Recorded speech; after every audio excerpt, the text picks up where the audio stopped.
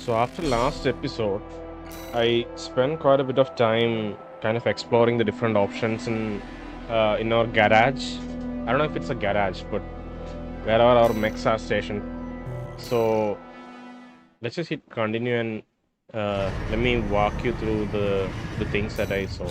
So I went to AC design and explored almost all the different options here, and it's quite insane the amount of customization options available. It's as extensive as I can imagine it to be. Like, okay, let's just go through the options, to the different menus, and maybe kind of briefly look at them. I had time to look at them earlier, but I want to record my thoughts on like what these different menus do. So for decals, we can individually select any of the different parts: left arm, right arm, core, head, legs. You can see for me, I think this is one decal in the right arm. I was too overwhelmed to kind of customize anything. I just looked at the options, saw how much was possible, and kind of backed out of it scared. So if you look at decals, you can just plainly place some of the preset decals here, like this, you know. So that's in right arm. My right arm is different now. Okay. So I changed my right arm. Earlier when I customized this, it was a different right arm. The component itself was different, so it's differently placed right now. But you can see there are a lot of different presets available. And there are user presets that we can create, which we'll get to later. We can create our own custom decals which we can place here. And yeah, these are the preset ones, and I think these icons here are probably, yeah, these are real corporations present in the world, in the Armored Core universe. So Furlong Dynamics, I think most of our original parts are from Furlong Dynamics. When we go to the parts, like the components, we'll look at that. I don't recognize most of the other ones. Maybe, yeah, Takigawa harmonics, and at least Takigawa harmonics. I think we have a part from Takigawa harmonics. We'll see that later. But I just had this Raven etched into the right arm. That's it. But yeah, the more insane customization comes in custom decals, where we can like apply any decal in any position. So let's just try to apply maybe a bone somewhere. I don't know, what should we try to apply? Let's try to do some of this. Maybe this. That looks cool. Okay, so I've selected this decal. Now you can see it's appearing in, like, I'm moving that decal in any position. See? And once it's pasted, we have more options. On the right menu, you can see adjust paste position. So I can kind of change the angle and paste it somewhere. So let's just say that, okay, this looks cool. Instead of that little gap there where there's supposed to be an eye for the tiger. I don't know if it's a tiger. It looks like sort of like a flaming leopard or something, right? And the gap where there's an eye, you can see the previous decal is positioned there. So let's just paste it here, and once it's pasted, so I carefully adjust it and paste it.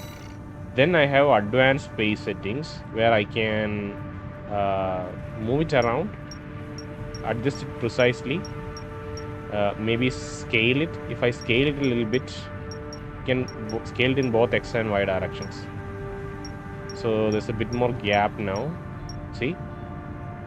You can twist it using angle and invert the select, like reflect it. So that's inversion. So those are advanced paste options. Now, paste settings isn't something that I've looked at. Target location, maximum distance, facing adjust. Oh god. You can like skew it, I guess. Maybe that's that. It's x-axis skewing. You can skew it in y direction. Yeah, just an insane amount of customization. People can spend hours and hours on this, these few customization options alone. Just the visual customization, right? Not even component customization, just the visuals. I guess it also depends on the type of components, because the components change the layout, like physically it changes. It's just insane. And they have this option to upload the schematics that you have created for your like AC layout, and you can upload it and share it online, which makes sense. It'd be such a loss if that setting was not there, right? People would upload like the most insane looking and like well crafted ACs with their own decals. And I'm just looking, we just looked at the preset decals, by the way. We can create our own decals. I haven't shown that yet. And once our own decal is created with the perfect color and everything, we can place it on any part of an AC. It's insane. It's completely insane. I don't know what the max distance is. Target location, main, sub, all. Okay, so there are 2 sections for every component. I guess there are multiple sections in which you can apply. There's a subsection and a main section. You can see the 2 different color shadings, right? So I guess that's what that means. It's just, yeah, I'm so happy that they did this. I've been watching some of the other Armored Core content from before the preview and like before the release, and people mentioned that like this is kind of like a love letter to Armored Core. At least the ones who finished the game mentioned that, and that seems true. Like the amount of customization available, the fact that you can upload it online and share with other people, yeah, that shows a love and care to the franchise, and I'm really glad to see that.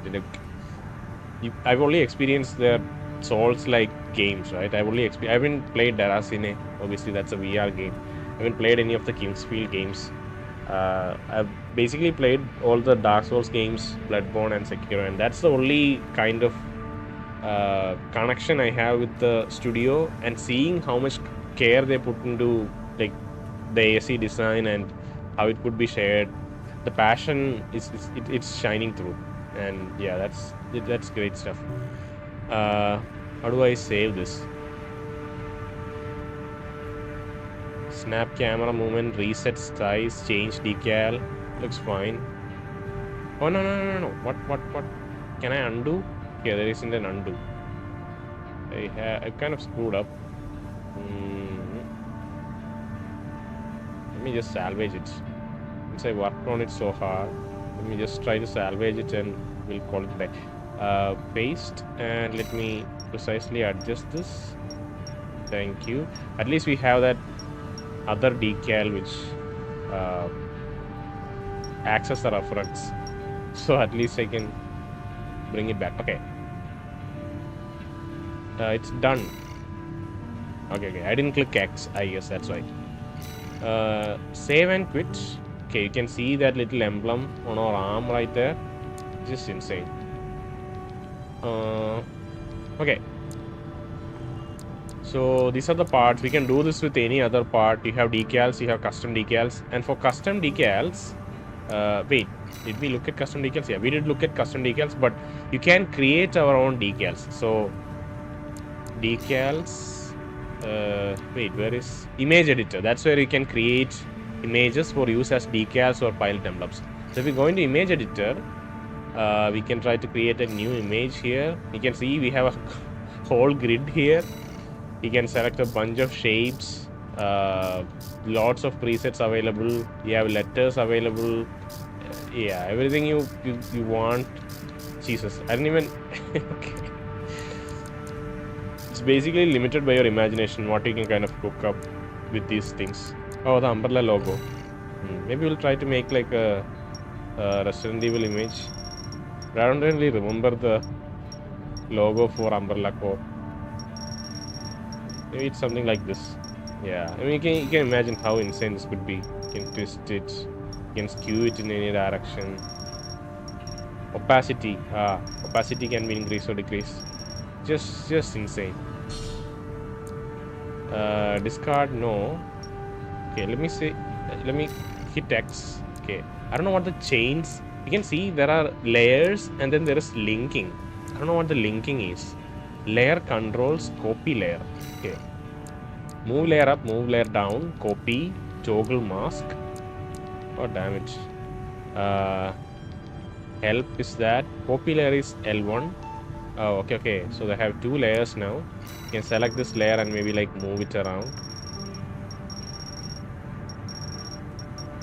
Look at that. I can create my own weird logo.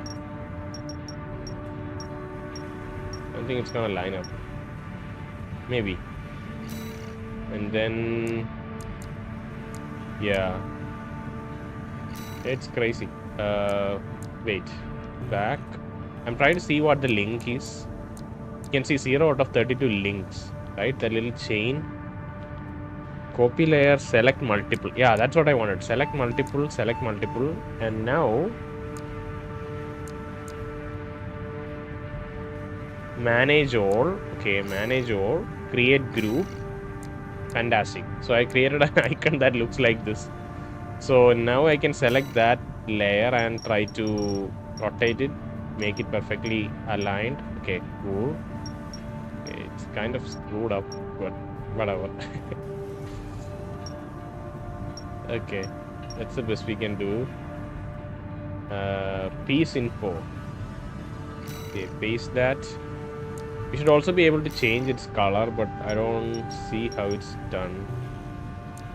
Maybe if I go with this one, yeah, you can see. Oh, because I guess the previous one was just a predefined icon with color attached to it.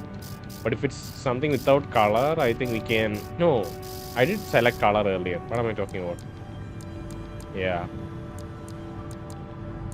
I don't know. Maybe once I finish the game, I feel like this is going to be as long as the gameplay does not give me headache, like literal headache, because it's just so fast, and like I feel that's the only thing that's holding me down at this point.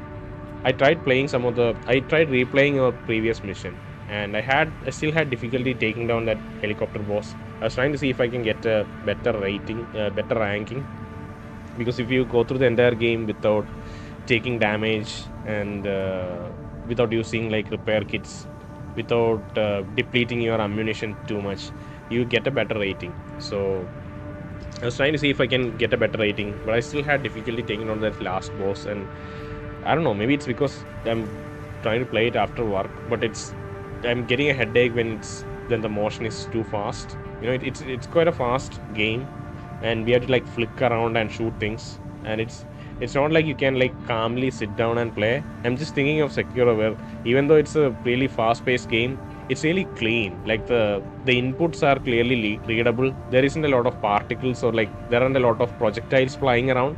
You can just calmly stay in your place, dodge and jump like once every 20 seconds or something. The rest of it is just deflection and attack, and such a comfortable experience, right?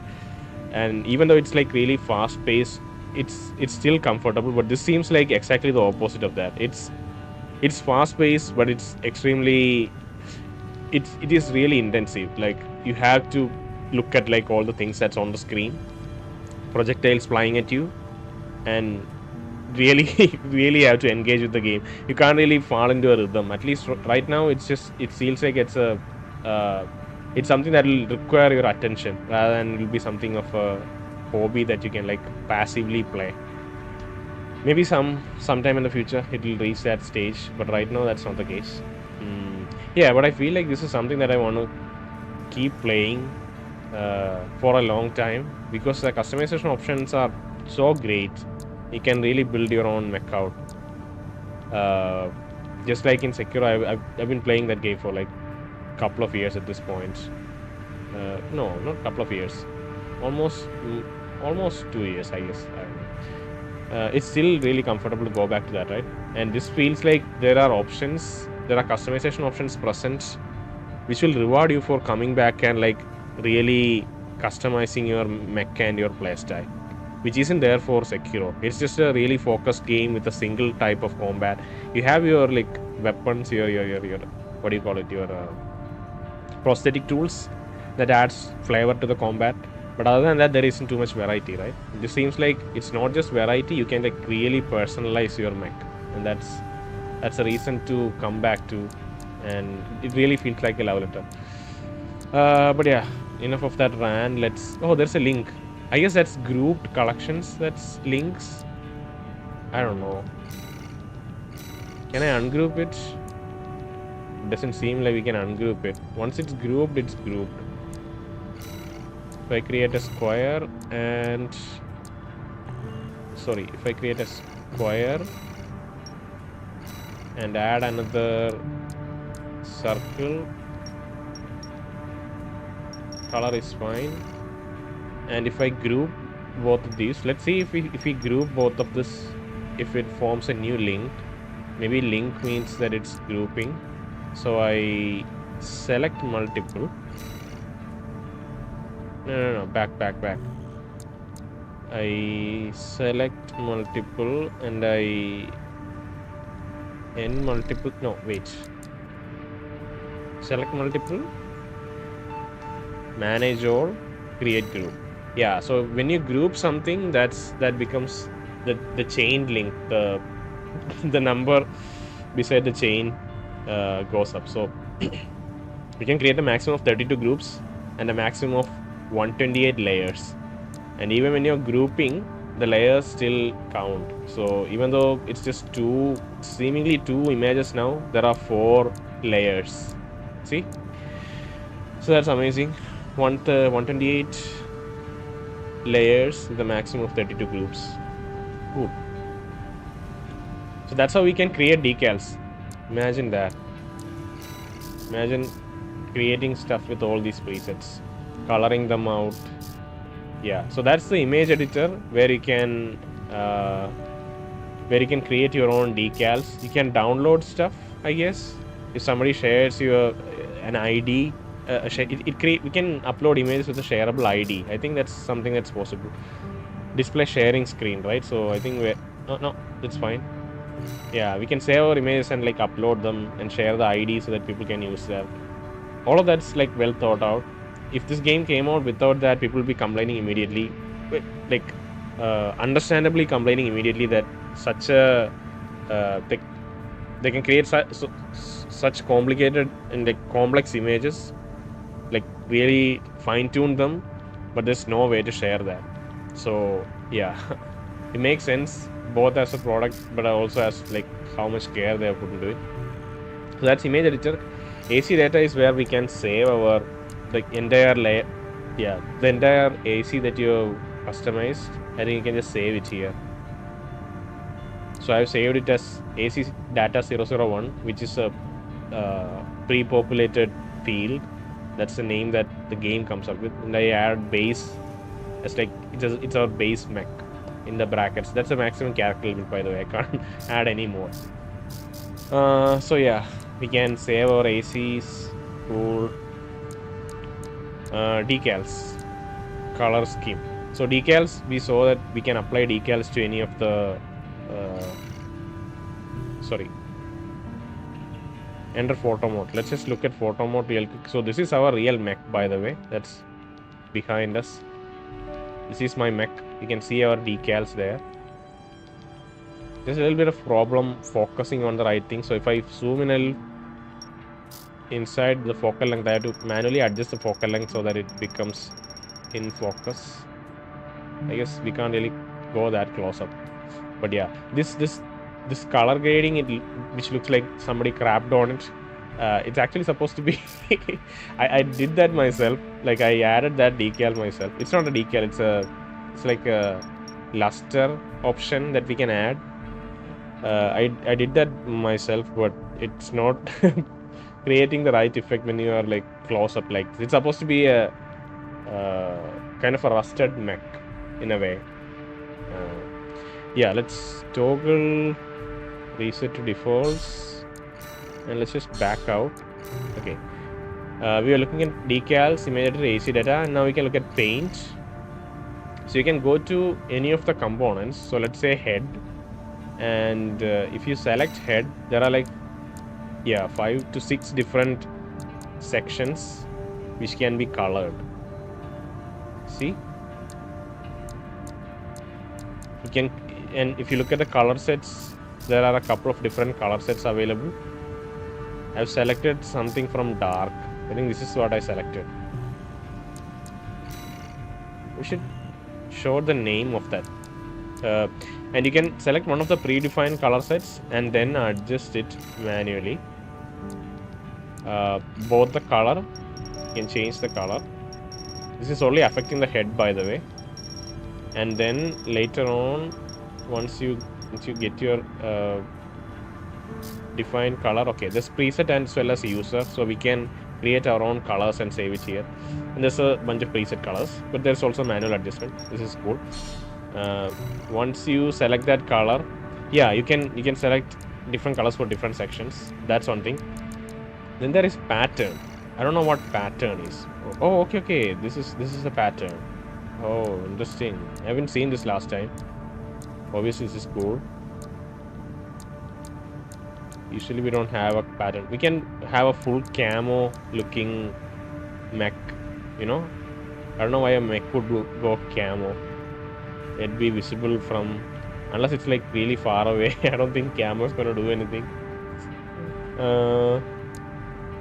Yeah, so that's patterns. I don't think there's an option for customizing patterns, because that would be too difficult to implement, I guess.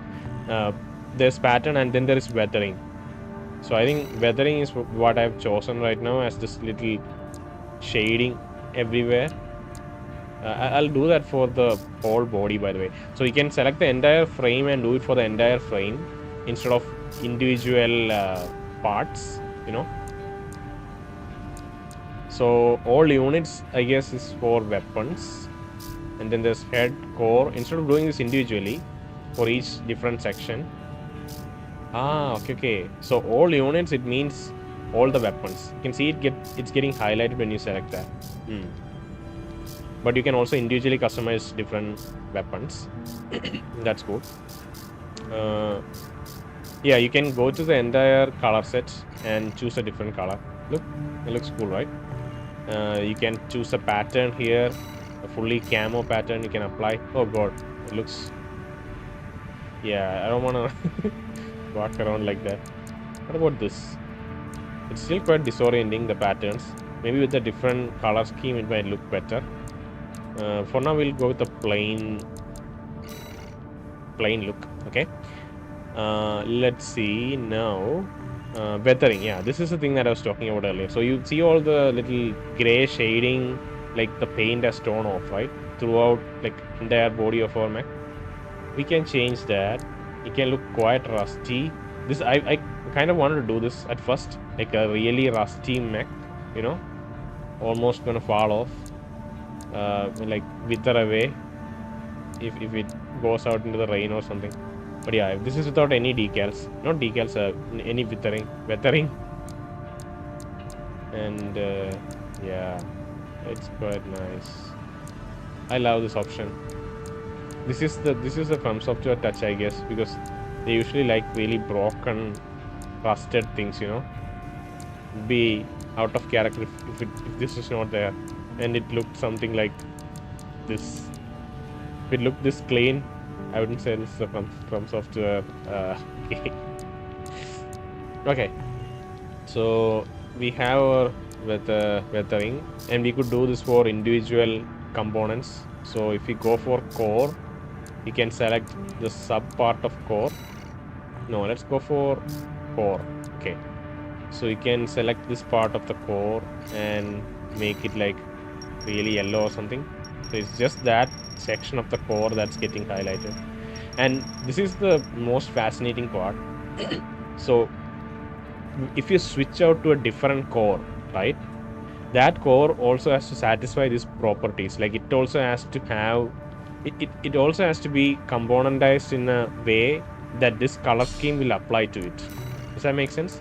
Because this color scheme, it always has these 6 options, right? So if you switch out to a different core, we have like different cores if you go to the components, which we'll go to after this. I think I did it in the reverse way. I should have gone from top to bottom, but I was just so excited to share the decals and image editor that I kind of skipped over. But yeah, once you have a different component, the core would look entirely different, right? And that core also would have to kind of adhere to this color scheme, right? It also needs to have these different component sections so that you can easily transfer the color set to a different core. That makes sense, right? So when they designed this game, they must have considered that, like, every time something's designed, as part of their like process, they would define like it needs to have these many parts. It needs to have a main part, a sub part, a support part, optional, other, and device. See, for even device, they have like tiny sections that are highlighted. So every component that's available, and there's probably quite a lot of them once you go into that menu. Currently, I only have like 2 or 3 of them unlocked, so I can't really show it. But as we progress the game, I think we'll have more and more components unlocked, and all of those components should be able to apply this color set. So that's another fascinating design aspect of this game, that when they planned everything out, they need to, I don't know if, like, I guess obviously they have all the experience from other 5 plus Armored Core games, right? I think there are more than 5 games, because there probably are like sub entries and named entries instead of like numbered entries. So they have all that experience coming into this game, right? So I feel like they probably had that figured out, that this is the way to like, if you want to customize a mech, this is probably the way you should go about designing it. Like, internally go about designing each of these parts so that all of them could be applied. Let me just look at one example with the right arm unit. So right arm unit, let's say it's this gun, right? So even this gun has all of these little subsections, and yeah, for device, I guess it even for device, they have a little laser knob there that gets highlighted. You know, it'd be fine even if for some of the weapons these sections are not available, like these maybe for some weapons which look a bit more plain, they may not have these optional and other and device sections, and that's perfectly fine. But I think they probably went full on with this customization, and like for all weapons they probably have highlightable areas where this scheme could be applied. It's just insane stuff. And maybe the pattern makes sense here, you know, it's a camouflaged weapon. It's not, it's quite disorienting. I don't want to look at it. Okay, let's go back. Maybe for the weapon, weapon can look clean, but maybe the rest of the mech should look really rusty. So many options. Just, yeah. And like I haven't gotten into the gameplay yet to fall in love with any of the different types. Like, we have 4 different leg types which greatly change the gameplay. This one's a biped, and I think we also have something like a reverse joint leg, which is much more nimble. Then there's like a tank treads, which allows us to carry much more weight, I guess, but the mobility is reduced. And there's also the tetrapods, where like with like four legs. So yeah, what was I thinking? I don't know. I was thinking yeah, I forgot my line of thought, but yeah. I was thinking about, like, once I get into the game flow and they get comfortable with one of the builds, like one of the leg types. Currently it's just the biped that's available, but once I get comfortable with one of the leg types, maybe I'll come back and like really try to customize it if I fall in love with it, right? The only worry I have now is that it's a bit too fast, that it will hurt my eyes playing it the way I do. Alright, let's head back and now let's look at assembly. We should have looked at this much earlier. Okay, so we have all the different sections which we can individually upgrade. Okay, our overall AC specs, it looks very simple, but there are a lot more details inside some of these sub menus. But on the bottom right, you can see AP, that's armor points. Defensive performance. Okay, let's see what defensive performance is. Contextual guide. AP total durability of AC, average defense rating against various damage types. Okay, so for damage types, there are like few different types. I think there's explosive damage, energy damage, and projectile damage. At least that's the 3 I remember. When you go into submenu, we'll be able to see that. Attitude stability is the total attitude stability value of all frame parts. The higher the value, the less likely the AC is to stagger. Okay, this is about we noticed last episode that there is a stagger bar associated with our armored core, right? So ACS probably lets us have a bit more stability. Maybe the bar takes longer to fill up, or the overall value of the bar is larger. Boost speed sorry, Boost speed. Higher speed during boost movement. Higher boost thrust and lower overall weight of the AC contribute to this value.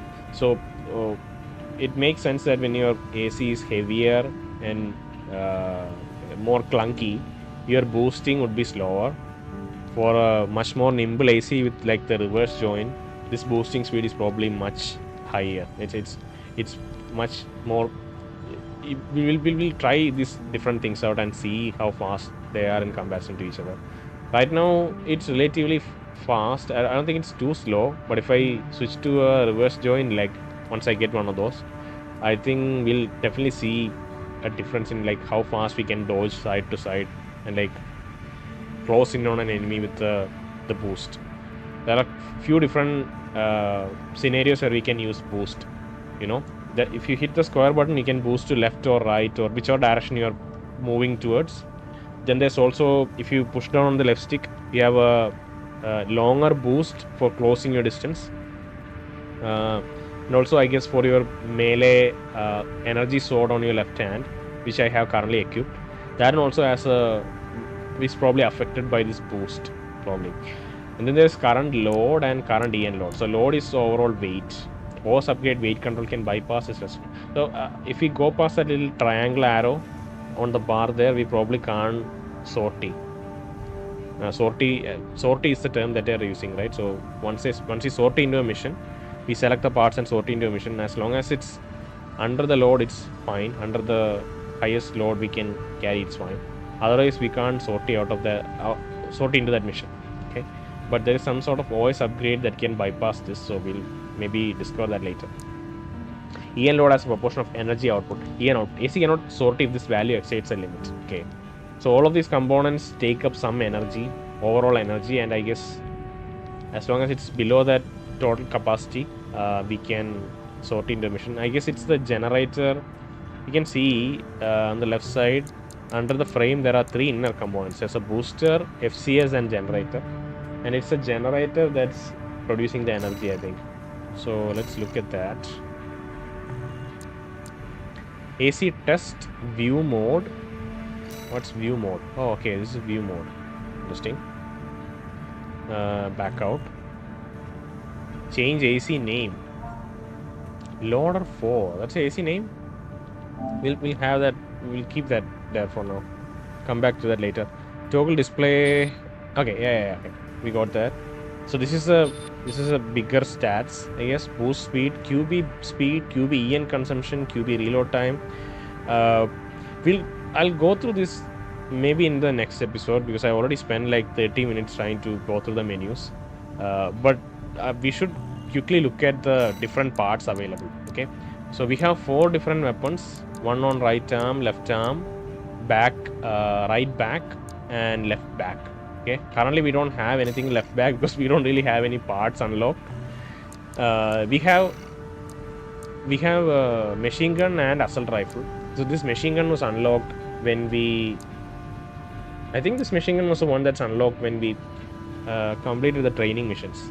So we had optional training missions that we can sortie into, and I did that last episode, right? So once I was finished, I think these were unlocked, and you can see the manufacturer names Balam, and there was something called, for the left arm unit you can see this is Takigawa Harmonics.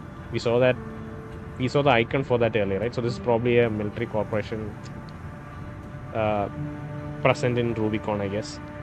And if you look at like pulse blade, you can see it has it has inner stats associated with it: attack power, impact, consecutive hits. You can do a maximum of 2 consecutive hits, chain 2 attacks. Attack power, obviously basic attack damage. Impact is the stagger damage, essentially the stagger damage, but it's called as an ACS strain here. Weight and energy load. So 213 energy.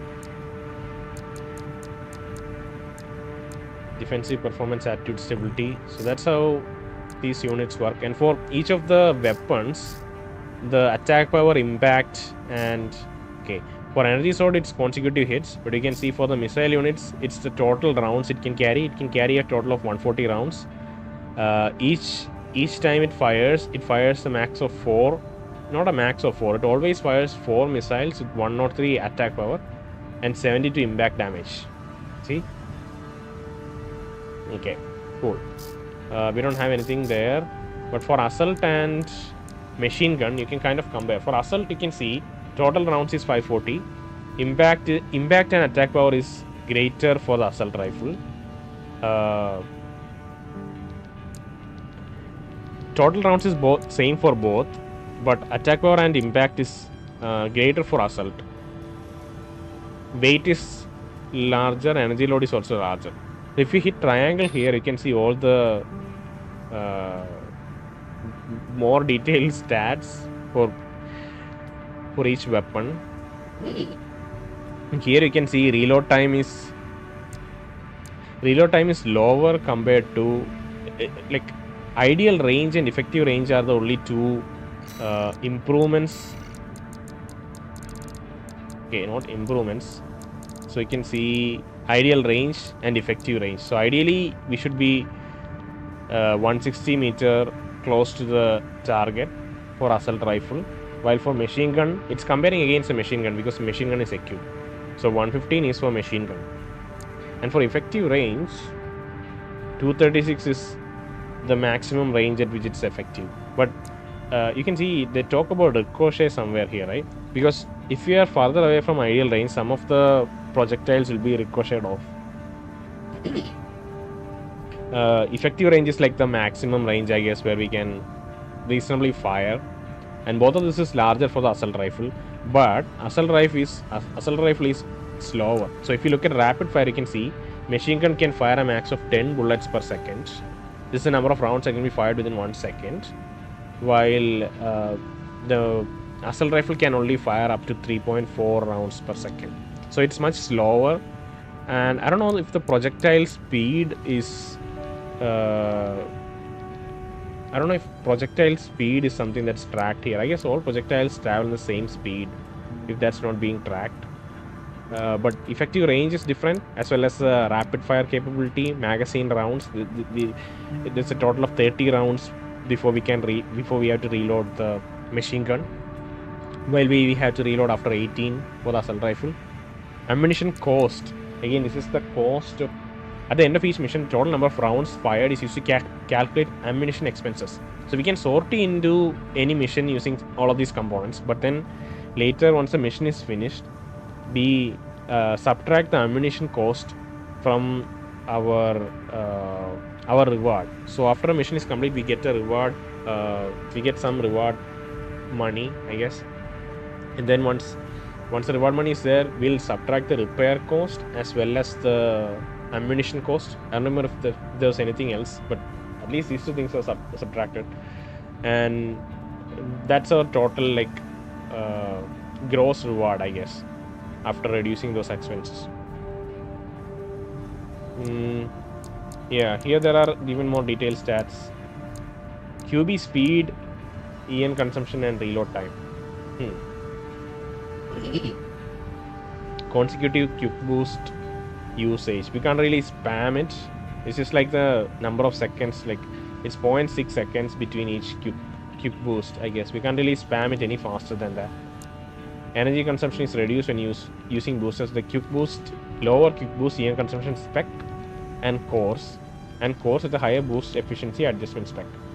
QB speed, higher quick boost, thrust, and overall value of the AC contribute to value. Okay, so how fast your quick boost is, how much energy it consumes, as well as how frequently you can quick boost. Okay. Higher quick boost. Initial speed. Oh, that's initial speed. This is maximum speed. Okay. So we have maximum speed and that initial burst speed. How fast you can accelerate into that speed. And these are the different differences. Kinetic, energy, explosive. See, these are the three that I mentioned earlier. So if you switch out weapons, the defense values obviously don't change. But if you switch out something like a headgear, you can see these are the new headgears that we obtained after the training. Melander C3 was something that we obtained after the training. This one you can see all the defense values. If you check the right side, you can see all the defense values go down. But the boost speed, QB speed, energy efficiency, all the resource intensiveness is less. It's less resource intensive, but its defense is also low. That was our initial head. It's called the Finder Eye. It's kind of like a, if you check its description, a hit triangle, I toggle display to check the description. Head part for Scout ACs developed by RAD. Originally spec for surveying terrain, this model makes up for what it lacks in combat performance, the light energy footprint and commendable ease of use. So yeah, it's less resource intensive, the energy, weight, everything is less, but it also has less defensive stats. But we switch to this different head. To try it out. Okay, so that's head. Then there's core, which also, yeah, this gives a lot of defense and energy. What does it actually give? Energy capacity, energy supply efficiency, total weight, total load. It primarily gives defense, like our new. Okay, I'm trying to see. Okay, it's a generator. Okay, generator is what determines the amount of energy we can carry. So for generator, we don't really have a different generator to compare against. Otherwise, you could have seen that the energy capacity, energy recharge, those might change. Energy output. Let's see energy output. That's the stat that makes sense. Higher values means that the generator can support more high burden parts with the leftover output improving EN recovery speed. Improved generator is higher EN output spec and cores with a higher generator output adjustment spec. Improved by generators with a higher EN output spec and cores with higher generator output adjustment spec. Okay. This straight up gives energy output spec. So generator straight up has an energy output spec, but then there's a core which kind of adjusts the generator output. So these are the two things that will contribute to the energy output, the overall energy output, you know.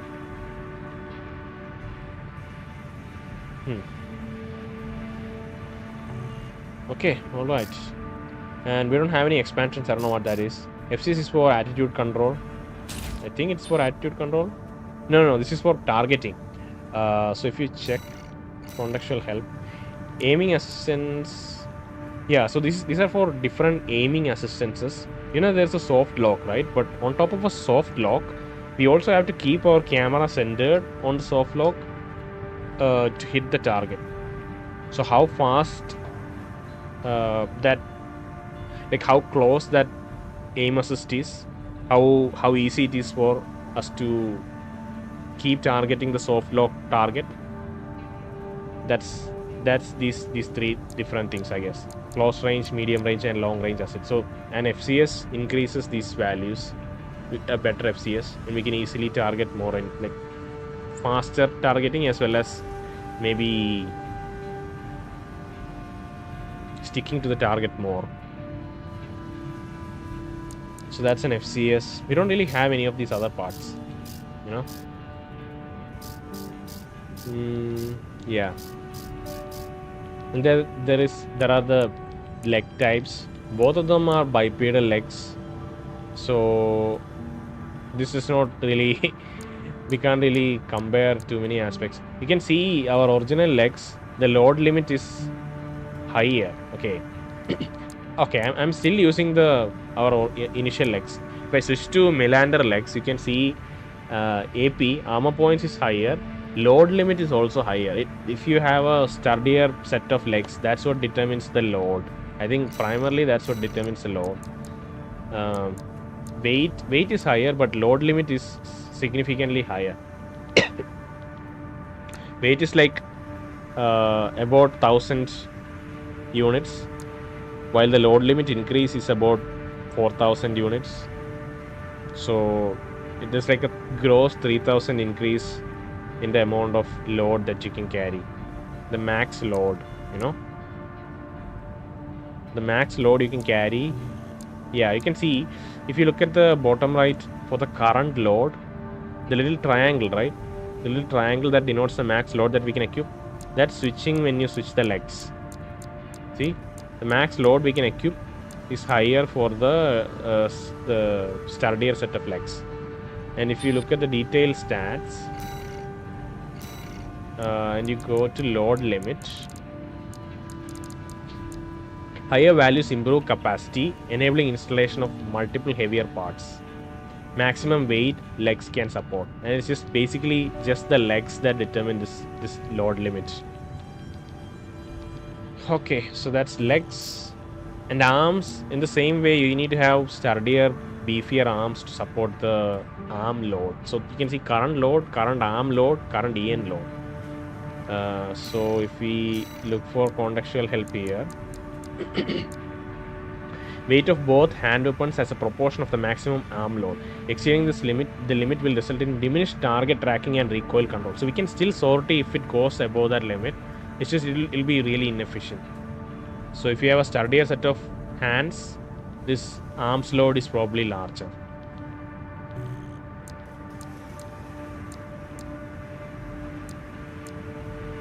Yeah.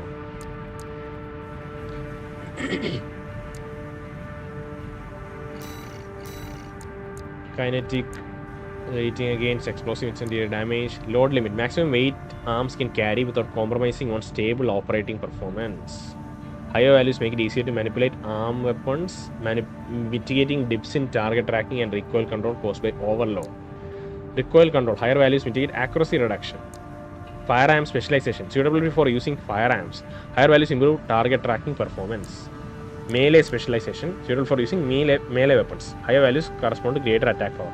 So you can either use something. I don't think we can melee specialization. I think we can only equip melee weapons on your left hand. That's something that I've heard. But also, if you check the like, if you try to switch out your arms, it seems like only the left arm can wield the energy blade. So we can't really dual wield melee. But I think we can dual wield firearms. I think that's a real possibility. But at least in the left hand, you can't really equip your energy sword in right hand, is what I think. We can check it right now. But these are specializations for either projectile weapons or a melee weapon. Currently, we only have one melee weapon and we have two energy weapons. Sorry, projectile weapons. If you go to left arm unit, I can only equip this. Okay, seems like this can only be equipped in right hand then. Only have equipped the machine gun, which is a bit faster than the assault rifle. In the left hand, you can only equip the energy sword, the pulse blade. Pulse blade developed by Takigawa Harmonics delivers slashing attacks with higher frequency oscillation that are ideal for cancelling out pulse defenses. Charged to increase output and pound targets with more powerful oscillation. Cool. Let's also look at booster. First generation boosters developed by Furlong Dynamics. So boosters thrust, higher value corresponds to greater movement speed, upward thrust, ascending speed, energy consumption, energy consumed by ascending boost mode. So every attribute is everything that we reasonably want to know is being tracked. It could be much more extensive than this, to be honest. Like if you look at some of the simulation games, you probably know that these things can be like so much more complex than this. This is reasonably detailed, but it's not too overwhelming, I would say, because these things won't really matter. These are for enthusiasts who really want to tinker with it. Mostly you just want to look at the current load and current energy load and kind of just go with your build. But if you really want more stats, you can look at it, and it's appreciated that they don't show it as part of the initial display. These are the only things that's available when you immediately available when you come to the screen, right? These are the only real things that you want to check. These are the only important things that a layman would want to check, I would say. But if you're an enthusiast and want to kind of tinker with more stats, you can go into this screen and it has all the detailed stats that you want. So that's cool. Generator, we don't have expansion, booster, legs, arms, core. Core, basically I consider it as just for attitude stability. I guess that's one of the important features of core. general output adjustment, which contributes to your maximum energy load. But other than that, I guess the core just provides defense. Head, again, attitude stability. I don't know what system recovery is. I think that's if you have some anomaly, we can recover abnormality. You can recover fast. Ability to detect system abnormalities and recover. Higher values correspond to lower vulnerability to system abnormalities. Maybe it's like we get hacked or something, and some of our components get disabled. I haven't encountered that, but maybe that's what they're referring to. Maybe we get shocked. I don't know. Attitude stability, defensive performance, 80. Cool. I think we have kind of looked at all the assembly units, so it should be okay. So, and to be transparent, I went through the replay mission and tried to do the illegal entry. I didn't finish it. I didn't finish it the second time, I think. So I just did this and I did some training. I didn't do training. I went into AC test and spawned some machines and tried to play around with the machine gun. Spawned some enemies and tried to play around with the machine gun. There are a few interesting enemies there. There's a tetrapod, which is difficult to take down. There is an AC. There's a separate AC that's very very nimble and it was difficult to track. That was a hard. It's a relatively challenging fight that you can kind of try again and again. Once the enemy is killed, it respawns again, so you can keep trying. So that's some things that you can do in AC test and replay mission. And I guess if you select mission, we can look at the new missions. It's already quite a long episode, so I think we'll quickly look at one of the missions. Hopefully it's a really small one, and we'll just use our current mech, which has a machine gun, an energy blade, the rocket launcher, and bipedal legs. So we'll use this mech, our armored core, to maybe play a simple mission, hopefully, and probably call this an episode. So let's see.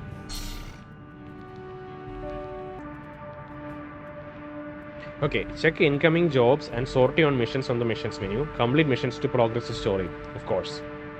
So this is a mission-based game. We don't really have an open world or a linear progression from one location to another. We just select missions, get deployed, and that's how we progress the story, it seems.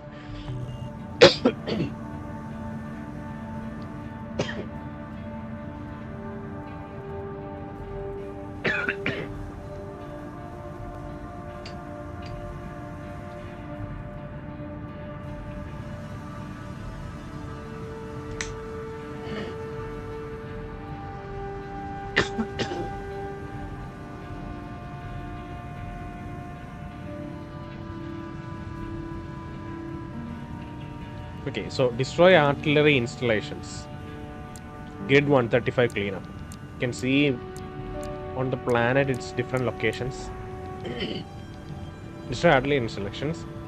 Southern Belias, contaminated city. So I guess all this contamination is part of the fire of ibis that ravaged this star system. So Rubicon 3 was the first place where coral was discovered. I think that was either in the trailers or it's in the little intro cutscene we saw earlier. Not intro cutscene, the cutscene after the first mission. So coral was discovered in this planet, I think. And it was the kindling for fires of ibis. And the fires of ibis left contamination in its wake, lethal contamination. I think this whole planet is contaminated. And it's every biological creature who lived here is probably dead, but the coral still remains, right?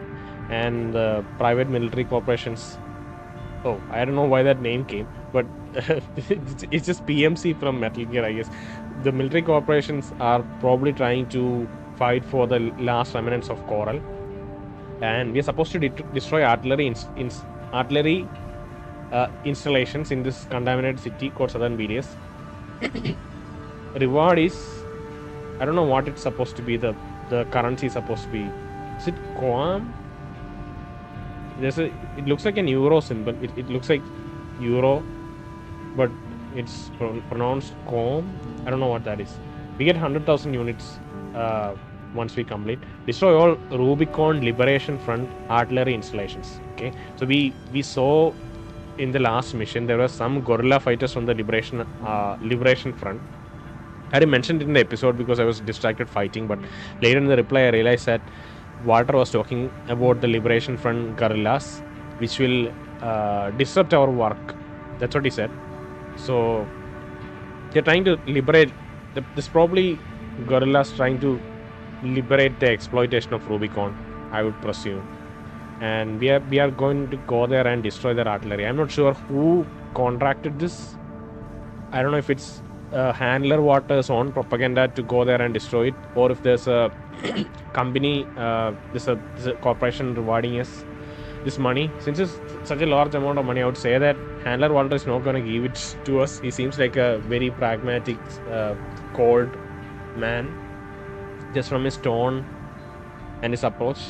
So I'm not sure 100,000 is going to be handed to us by Handler Walter. It's probably a contract that he negotiated from some other corporation. But we have to destroy the Rubicon Liberation Front, and depending on how many extra enemies are destroyed, we get some bonus amount. So it could be bigger than 100,000, and we'll probably have repair costs and also have ammunition costs. So we'll try to aim for a little higher, try to stay safe and not take too much damage. But yeah, we'll see. Let's listen to the mission briefing once it starts.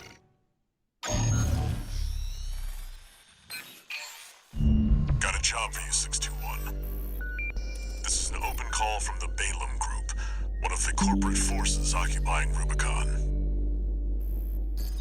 Attention, all independent mercenaries! This request comes from our affiliate, Dafeng. The Rubicon Liberation Front has deployed Baus artillery throughout the contaminated city. The city itself has no strategic value, but we cannot allow them to hinder expansion of the Coral Survey. Show us your ambition. Destroy the Liberation Front's artillery. Bonus pay will be awarded for destroying their MTs. We want the enemy weakened. Consider it an opportunity to prove yourself. Impress us, mercenaries! Okay.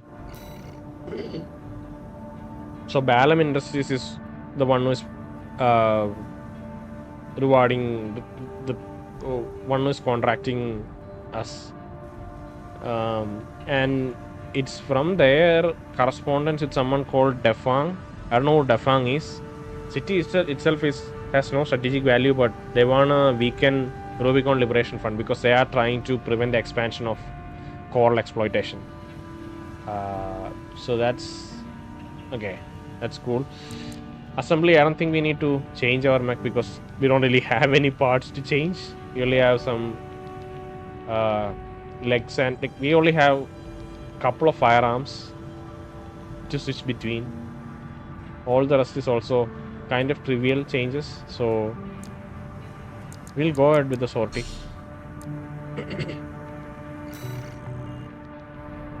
The client doesn't care who does this job,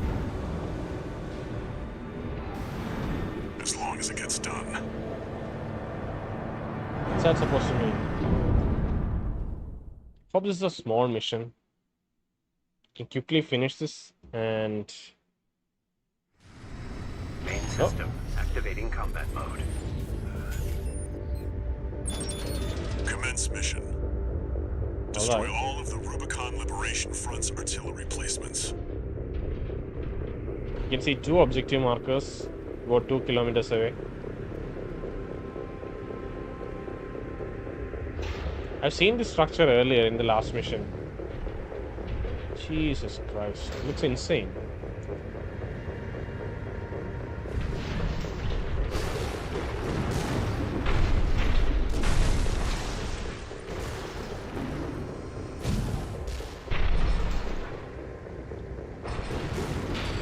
It's gonna be rusty.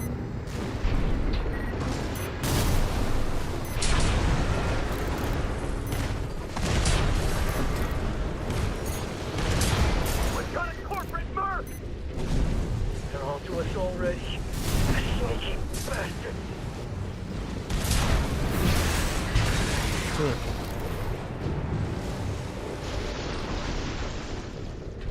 Okay, that one's closer.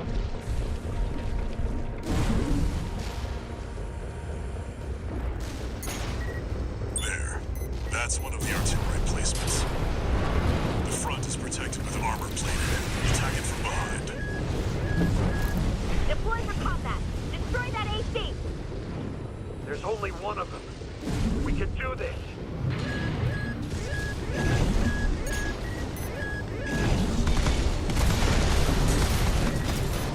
You're up against mass-produced MTs. Eliminate them as necessary. God, there are so many targets. The artillery!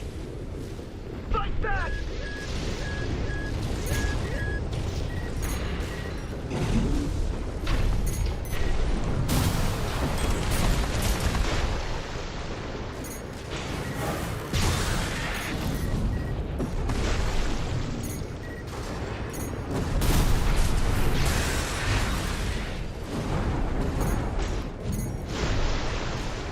Cool, cool.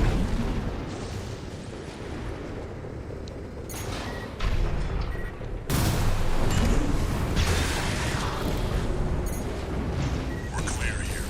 Move on to the next site, 621.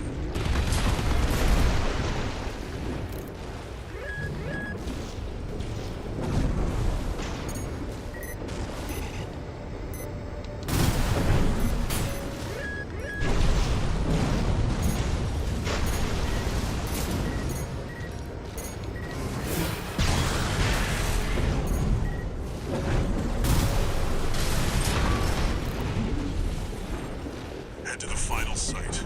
Keep up the good work. There! That corporate dog! Don't give him another inch. We have to defend the artillery! He's calling us corporate dog, so they're not working for a corporation, you know?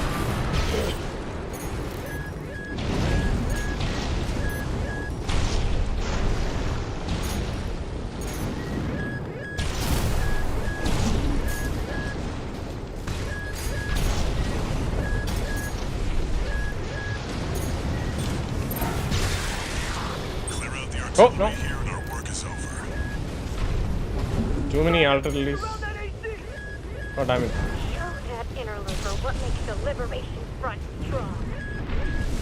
Forced in act, we stand as one! Oh, damn it. Oh, God. Getting wrecked by these artilleries.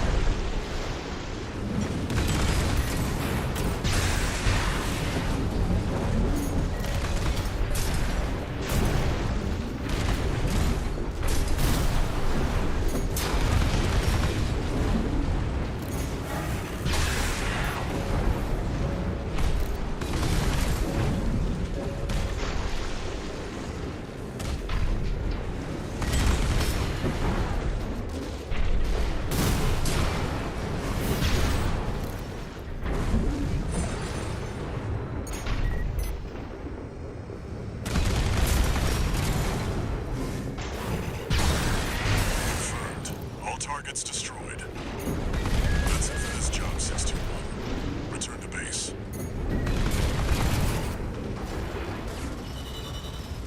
Mission complete. That was a cool small mission. I really enjoyed that, you know. It lets us like kind of get into the flow a bit. It wasn't too tough. I could just walk like go around the targets, but they did wreck me if I was like recklessly approaching them straight from the front.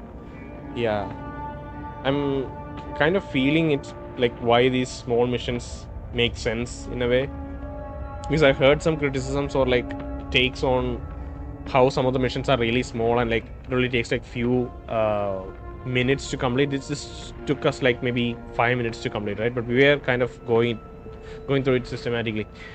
So yeah, penalties 0, ammunition costs, repair costs. Yeah, repair costs are kind of bonus pay 50,000. Good. That was good. Show details. Generic weaponry destroyed. Light empties. Artillery destroyed. Okay. Mission complete.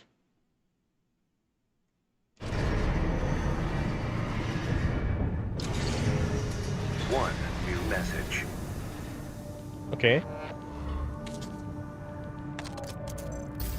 This is a notification from Allmind, the mercenary support system. Registration number RB23. Call sign Raven. Your return to mercenary activities has been acknowledged. I'm not Raven, Restoring actually. access to the parts shop. Okay. Following feature is now available. Parts shop. Okay, so we'll check out parts. Okay, so the thing is, when we looked at assembly earlier, we could only assemble parts that we obtained, right? There was no option to buy parts. I didn't even realize that. So apparently there's a parts shop from where you can immediately purchase parts, but certain unique parts probably is like mission based or like story based. There will be unlocks which are like story and mission based, but there is a real parts shop that we can go to and like buy stuff. Obviously makes sense. I was looking at assembly and thinking that that's it, that you'll have parts added, but we had to spend money to kind of buy parts and then assemble our mech, you know. So yeah, parts shop, yes. Training exercise updated. Training, new exercise data added to training. Cool. Parts shop, sortie, and in sortie, in sortie I guess we'll have new trainings. Beginner training to combat fundamentals. Cool. So we'll do these. We'll do the training next episode. We'll look at the parts shop. Try to maybe, I don't know if we'll buy any parts, because I really want to like play around and get a feel for the game before committing to any parts. So yeah, missions, we'll probably play some missions next time. Okay, grid cleanup is only mission left, so we'll have to attempt that. I don't know if there's a rating system in play yet. Because you can see there isn't a rating associated with these. I guess when you try to reply mission, they'll tell about the rating system, maybe. Because last two missions we didn't really get any ratings at the end of the mission, right? We didn't really get any rating screens. But yeah, we'll stop it here. We'll pick it up from here next episode.